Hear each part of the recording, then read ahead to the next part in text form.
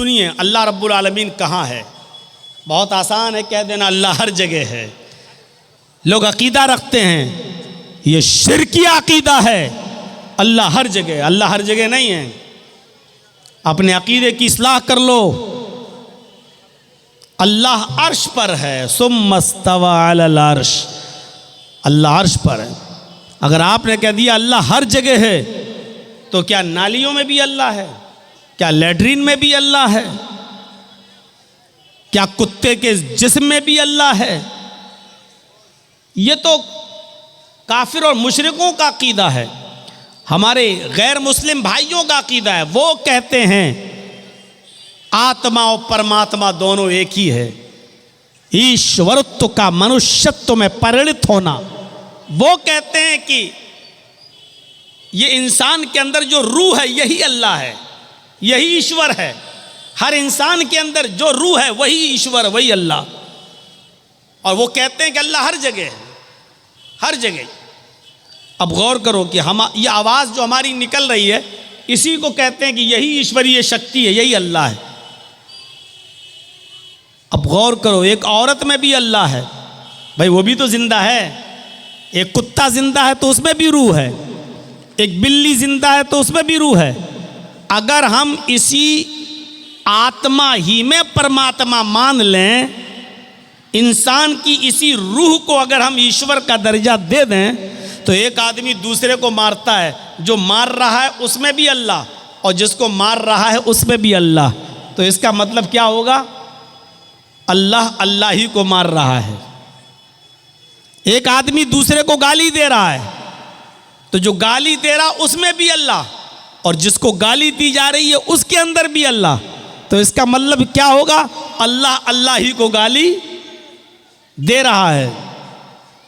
एक आदमी में भी आत्मा है, वही परमात्मा, और एक औरत में भी वही आत्मा है, वही परमात्मा। और जब शादी होती है और एक मर्द जब अपनी बीवी के साथ संभोग करता है, हम बिस्तरी करता है, तो गौर करो, जिसमें आदमी में भी परमात्मा है, औरत में भी परमात्मा है। इसका मतलब क्या हुआ?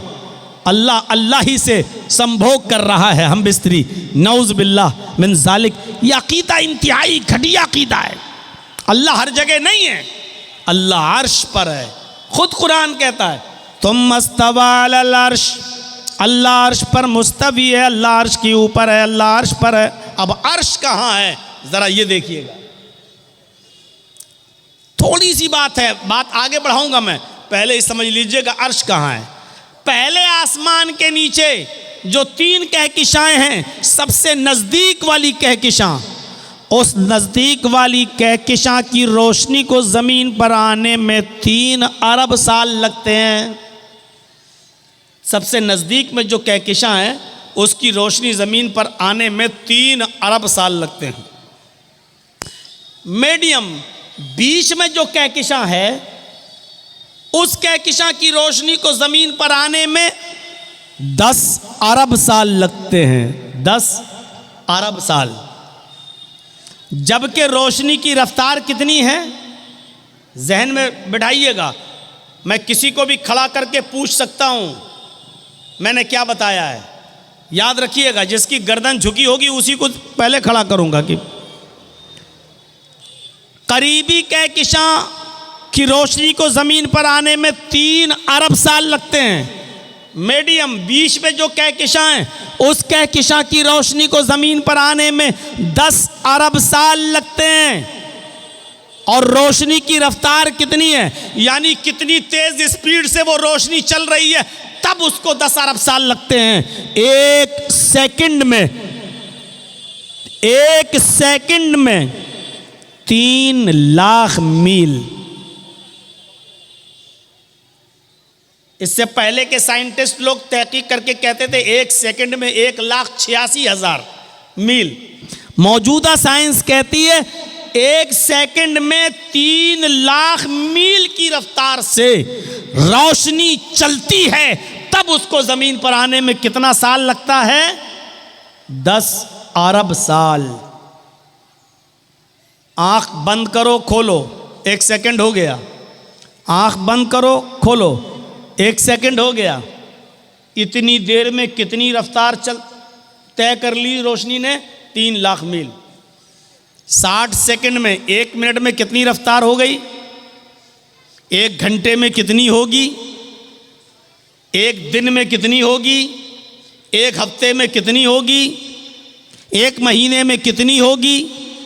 1 साल में कितनी होगी? 1000 साल में कितनी होगी?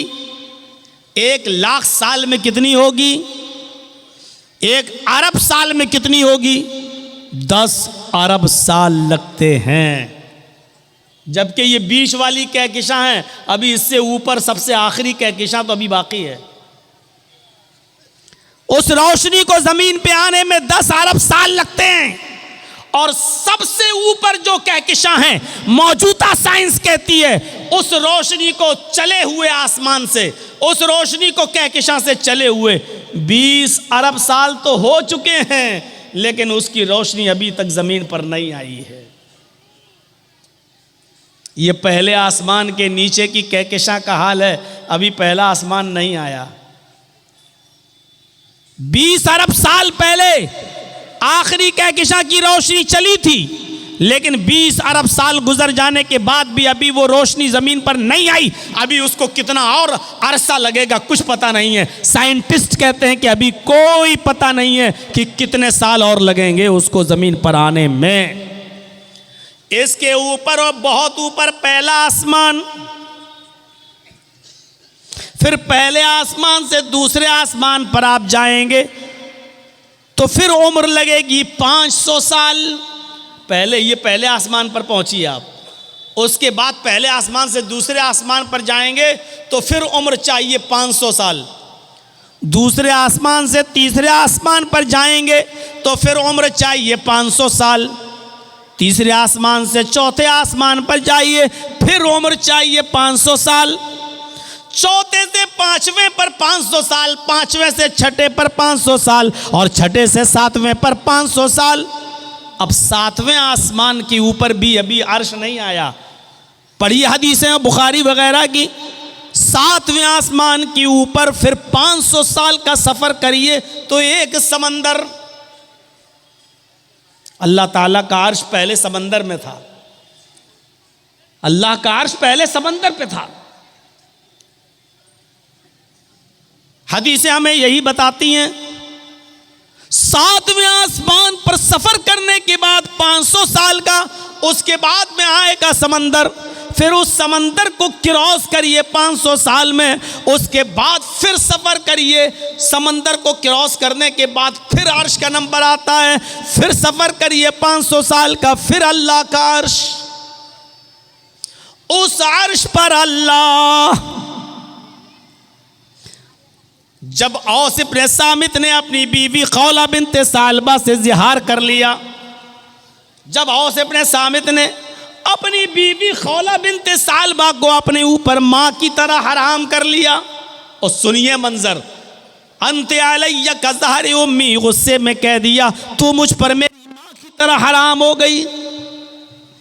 गुस्सा ठंडा हुआ तो अल्लाह के नबी के पास भेजा, दरवाजा खटखटाया, अल्लाह के नबी ने दरवाजा खोला, और जैसे ही दरवाजा खोला तो हजरत आयशा खड़ी हैं।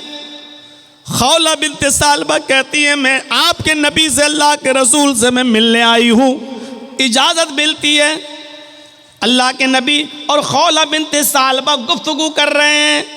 खौला कह रही हैं आए अल्लाह के नबी, मुझे मेरे शौहर ने मुझे अपनी माँ की तरह हराम कर लिया है, गजब हो गया है, बच्चों को कौन खिलाएगा पिलाएगा, हमारे लिए कोई रास्ता बताइए, हम क्या करें। अल्लाह के नबी फरमाते हैं अब कोई रास्ता नहीं है, अब तुम अपने शौहर पर हराम हो चुकी हो, तुम उनके लिए जायज़ नहीं हो, अब तो तुम हराम हो चुकी हो।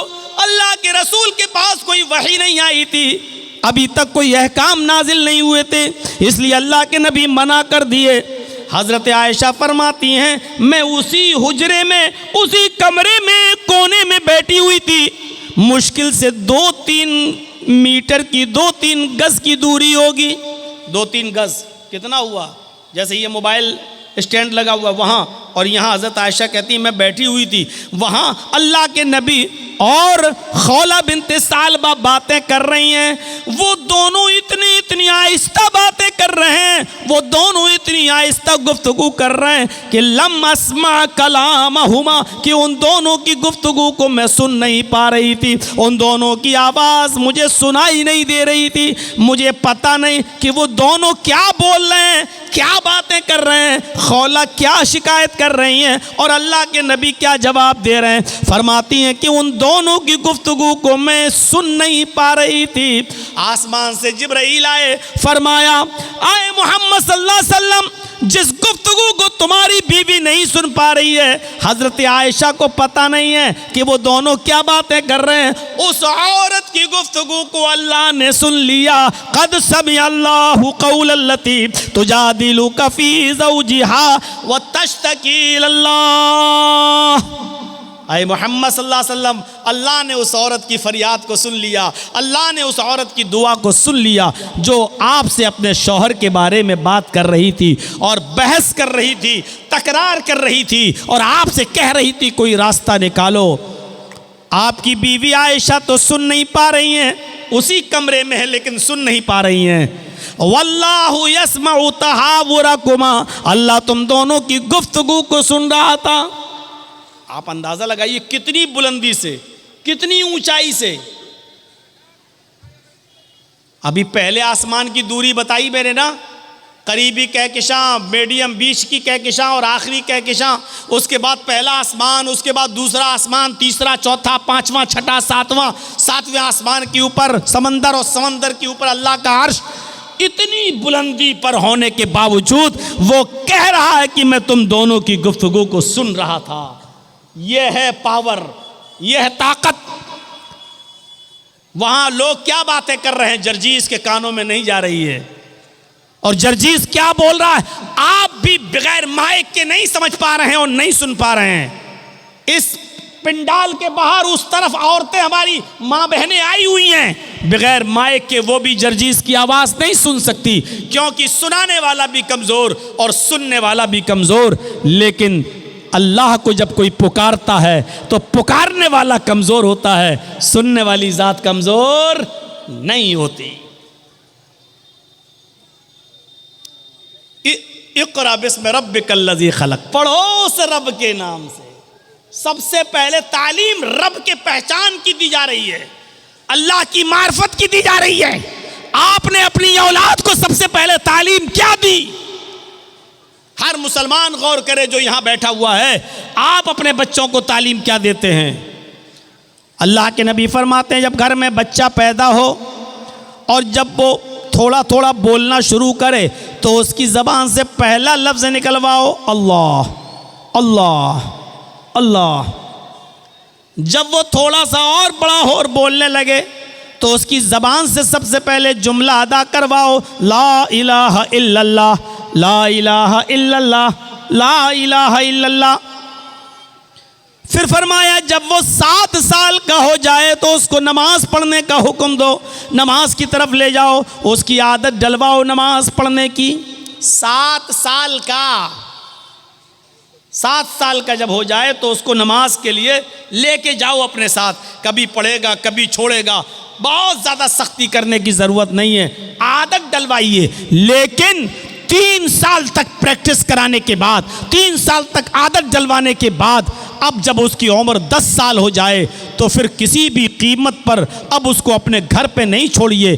जैसी अजान हो नमाज के लिए उसकी ताकीद कीजिए, ना पढ़े तो मारिए, ना पढ़े तो पीटिए।